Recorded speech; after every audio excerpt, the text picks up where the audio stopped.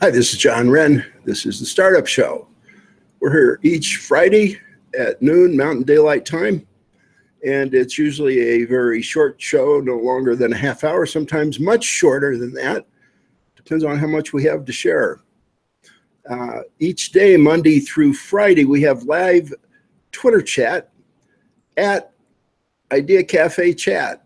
So you can join us there. You can post there 24/7, and then I'm there live at 10 o'clock Monday through Friday to respond, to answer questions, and you can answer the questions too. So try our Twitter chat at Idea Cafe Chat, and go there on Twitter and take a look. And if you post with hashtag Idea Cafe Chat, you're part of the conversation, or you're welcome to just lurk and watch. And we take down a lot of the tweets, nearly all of them actually, after the conversation, so it doesn't get too confusing. So each is sort of like taking everything off the bulletin board after our 10 o'clock session. We leave some up, but for the most part, they come down, start fresh each day. So join us. You can post there anytime.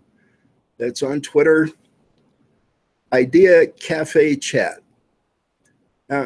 We tweeted this morning with an idea about what we need to do. The CNN has declared we have a moral vacuum in the country. Henry Kissinger said pretty much the same thing in other terms. He feels like we've lost our sense of values. Who do we align with? What's important to Americans? And it's become clear what we really need is a world spiritual summit. There's only a spiritual answer.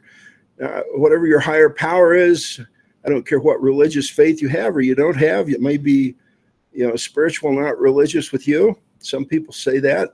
Sort of like you have your own little private religion. That's okay. But there needs to be some solution to the problems we have now beyond what we can do with our intellect. We kind of are suffering right now from the best that our intellects can do on this earth. And it's time for a world spiritual summit with all the world leaders, with leaders of countries, leaders of religions, leaders of spiritual programs that help people, not affiliation, but cooperation across all leadership to try to help the world do a little bit more than just have a Coke. You'd like to buy the world a Coke. Well, let's do it at the World Spiritual Summit. I've been advocating for this for some time, and I'm going to start really pushing for it. And I think it'll be picked up. CNN, if they'd come in as a sponsor and not just complain, but to actually sponsor something that would be good for America, good for the world.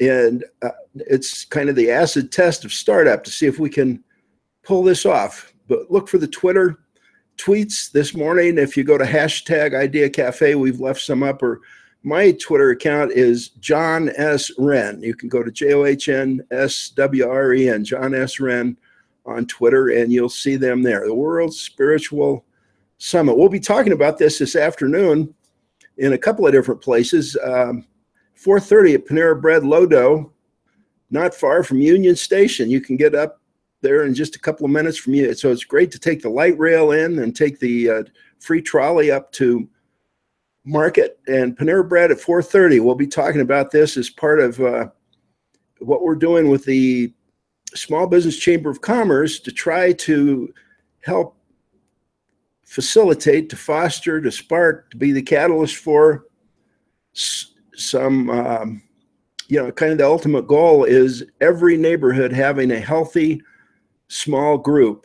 And in my mind, the idea of healthy group is Ben Franklin's group. I think it was his best invention. They called it the Junto. We call it a Franklin Circle now. But we'll talk about that at 4:30 at Panera Bread, 16th and Grant here in Denver. And if you are interested in helping the Spiritual World Summit, at least pick up the phone and call.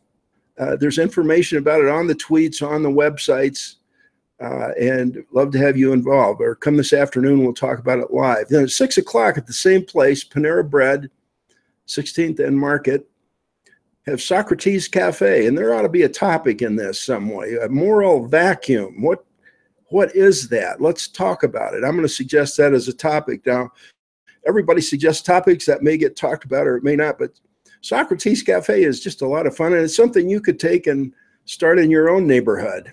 I'm going to be trying to do that where I live, and if we could do that across Colorado, I think it could change the politics for the better here in Colorado. It's not just for one party or the other, it's for everyone. We need to get more active participation by informed people in our political process, because the top-down approach just is not working. And, you know, we get this illusion that if we just had the right person in charge, everything would be okay. If we had a president who was just exactly how we want him to be, I don't think it would make any difference who the president is.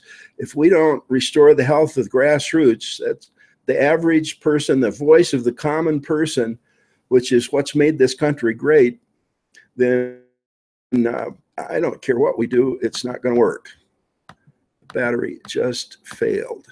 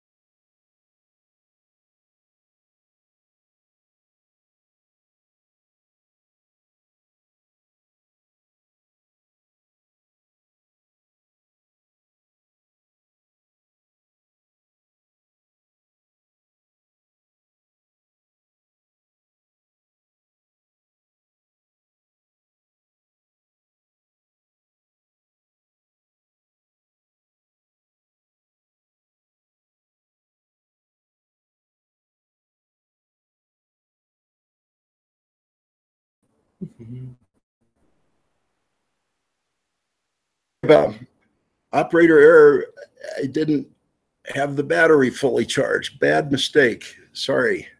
And we'll get things back up here. I hope that didn't dump everything out that was already recorded. But we're talking about the World Spiritual Summit. You can see that I'm ready to run the world because I have such great control over my own personal life.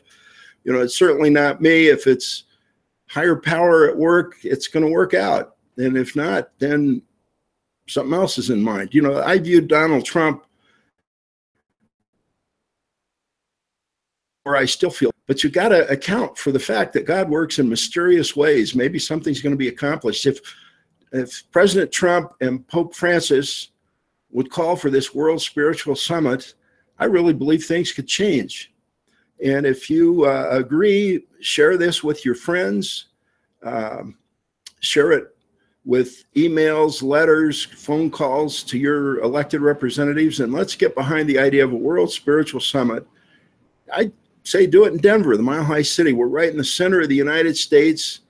I think it's got good air transportation all over the world, direct flights in. It's a lot more fun to go to here than in other big cities around the country. Could do it in the mountains, but how about doing it if the weather's nice in the Broncos Stadium or inside in the Pepsi Center? And world leaders from around the world, every country should be represented, every religious group, every 12-step group, every group that's trying to better mankind. And let's not live in a moral vacuum like CNN says we are right now. And I think that's true. If we look at our culture, our society as a whole, it's a bit of a vacuum right now. But it doesn't have to continue being that way. It might start changing this very afternoon. So join us at Panera Bread, 16th and Market, 4:30 Mountain Daylight Time. Fly in. You can take the light rail right down to Union Station, the trolley. You could be there if you leave right now from pretty much wherever you are in the United States. That's 4.5 hours away. In Socrates Cafe then at 6 o'clock, and I'm going to suggest the topic of moral vacuum. What does that mean? Is that a dangerous thing given the great technological progress we make? If we're not making moral progress at the same time, you know, I posted a tweet yesterday and it just came to my mind. I think this is true and nobody retweeted it, so I guess nobody agrees. But money without wisdom kills. And what we need is more wisdom. And you cannot have wisdom without a spiritual foundation, in my belief. You know, Eric Hoffer said in his book, True Believer, anyone that just totally rejects the concept of a higher power is going to adopt something as their higher power. And it's usually money, sex, power. It's not a good thing. And so if we could just have the sense of a higher power, you know, the Vatican's representative of the Middle East was at Regis giving a talk, and I got to ask a question. And I said, you know, until Alcoholics Anonymous came along, people with various religious beliefs, when they got together, would just argue about the differences. And for the first time with AA, many people have said this. Scott Peck, I mean, you could just make a whole list of people that have said this. For the first time, and Bill Wilson, the founder of AA with Dr. Bob, Time magazine said he was one of the most important people because of this social architecture he did that allowed people with various religious faiths to sit down and, instead of arguing about the differences, share the strength of each tradition. And you know, I think that's what we have to do now. These problems we have are insolvable if there's not something like that happening. Henry Kissinger says we need to do this values clarification. CNN this morning is talking about the moral vacuum. Something needs to change down. I'm going to suggest that as a philosophical topic that we could discuss further at Socrates Cafe, 6 o'clock tonight at Panera Bread Market and 16th, or tomorrow at the University of Denver. We're in the Anderson Academic Commons. That's at 6:30 every Saturday, and it's free and open to everybody. You just come join. We're in current periodicals where the comfortable chairs are, and you're welcome to join us. Now, startup, what we focus on in this program each Friday, supposedly, it's pretty much, it will be each Friday, is startup and small business, the very small business where it's owner-occupied, owner-operated. And we're not talking, you know, business, I'm not against corporations if there is a free market. But without a free market, corporations turn into these octopuses with long tentacles, and they just grow and grow and grow, and there's no end to it. Now, the natural way to prevent that, this is natural, this is what will happen if there is free competition, is they won't be able to do that, because you take a worker in a large tentacle corporation, company that owns all kinds of businesses and all kinds of industries, and 99 times out of 100, those employees are not as motivated as the independent operator. If you put a Starbucks in a good independent coffee shop, I would say Stella's here in Denver, they're hard to find. A lot of independent coffee shops, they don't have the hours they need to be competitive with Starbucks.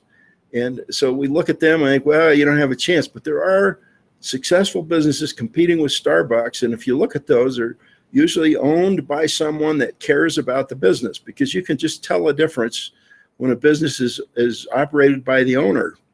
And that's a competitive advantage. And the reason that there aren't more independent businesses is because we don't have a level playing field right now.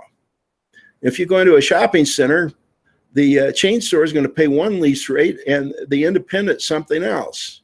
That's what the SBA needs to be guaranteeing, are those leases, so that they get the best possible price and it's competitive with chain stores for each location. Ad rates. If anything, the more ads you run in a printed newspaper, the more it should cost you.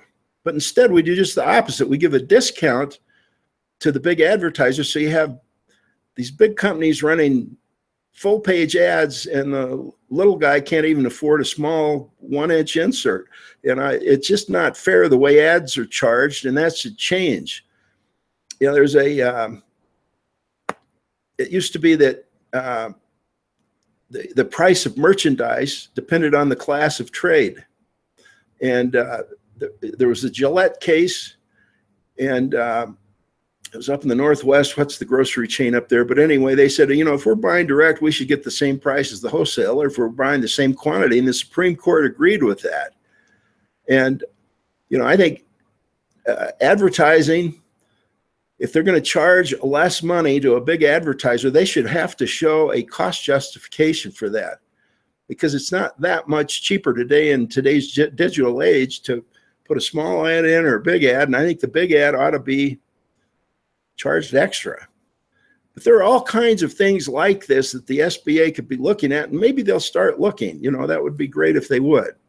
The biggest problem with the SBA is the message they give to startups is like, oh no, you can't make it. Well, that's just not true. Now, there are things the SBA could do to make it better, and it is getting worse. There's no question about that. If you look at small business in this country now, small business in 1953, what has the SBA really done for small business? It's just about killed it.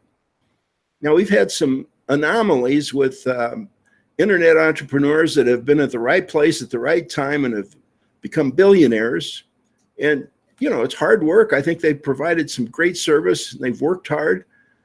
But the fact is that, that may be something that people start thinking, well, if I'm going to go into business, I'm going to only do it if I'm a unicorn. That's what they call these businesses that go to $1 billion in, I don't know if it's net worth or capital, the cap value of all the stock combined, but they get big quick. And there have been some companies that have done that. But if you want to open a coffee shop and make a living being of service to the people in your community, one store may be all you're going to be able to take care of yourself personally. And if we would do that across the country, I think it would have a huge impact on unemployment.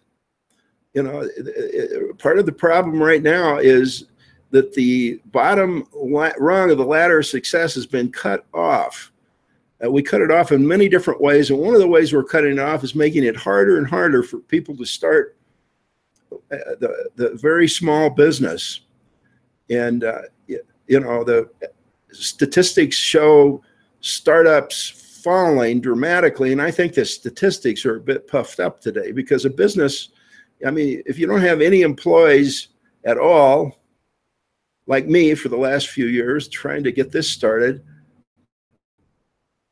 that really a business? Not really. I'm doing this for no money in, no money out. You take somebody like that, And I don't know how they record me in the census, but I never say I'm unemployed because I'm always busy. But as far as money coming in, not so yet. Now, I think we will eventually have to monetize this, because most people, if they can't spend as much time as is needed for some of the things we need to do. So if you're going on break, the University of Denver students are getting out. I'd love to have some help with this idea of the World Spiritual Conference. And what I'm doing is asking people to just give me a phone call if you're interested in helping. Now, help could be that you could volunteer your services. We'll have a meeting, assign responsibilities. You'll go out and do your part. And we'll try to make it happen right here in Denver. We're going to assume, until we hear otherwise, that the president and the Pope are with us on this. And operating on that assumption, I want to get out and get after it. And we need to find a facility, set a date. And I think the sooner that we do this, the better. Could become an annual thing. This will be the first. We'll see if there's a second. But I think once a year, if there'd be a gathering along these lines, it could be pretty. And we may decide not to make it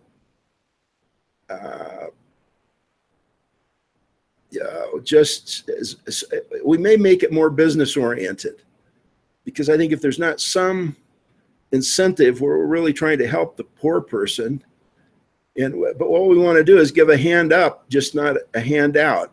There are a lot of handout peoples that we could cooperate with. I don't think the people that are doing these feeding programs and so forth are doing anything other than trying to help these people. But really, I have a good friend who's a fairly wealthy person, and he was asked to come and look at one of these feeding stations for the poor. And they would line up, come in, get their tray, eat the food, very little conversation.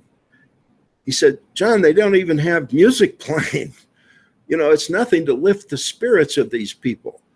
And I think that is something that we could be the catalyst with churches and other the mosques, the temples, where we have people wanting to do good. Let's combine them with some of these feeding operations. And I think the 12 steps is a good pattern to follow. I think it's not in conflict, I don't believe, with any religious tradition.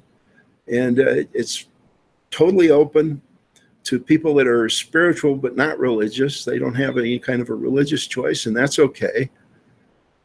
But, we need to have an object that we're shooting for, and I think it's this idea of we're filling the moral vacuum. We bring people together and we have a process.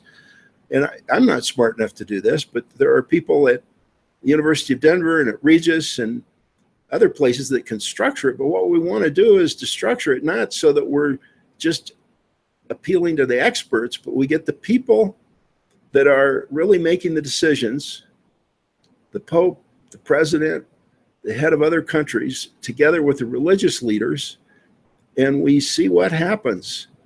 And that there's a series of messages and there's a series of conversations that we come out of that with an approach to living that is different than what we have right now. We kind of need a jump start for morals. And now this may be totally the wrong way to look at it. If you radically disagree, especially think about coming to the Socrates Cafe tonight or tomorrow. And you can find out more about them online. If you just Google Socrates Cafe, Colorado, we come right up. And we'll be here in Denver over the weekend, tonight, tomorrow. And come and share your thoughts with us. We'll be back next Friday. Now, between now and then, we have this Idea Cafe chat. It's a Twitter chat.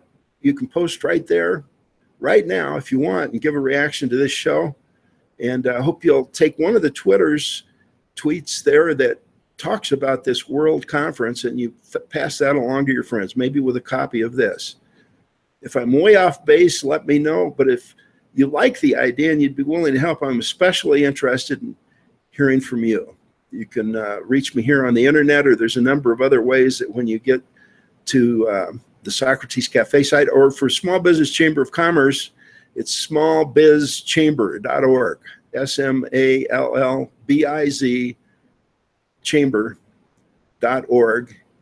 And I'm John Wren. We'll be back this time next week. And in the meantime, remember, this life is very short. Let's go get started. Thanks for watching. Sorry for the interruption.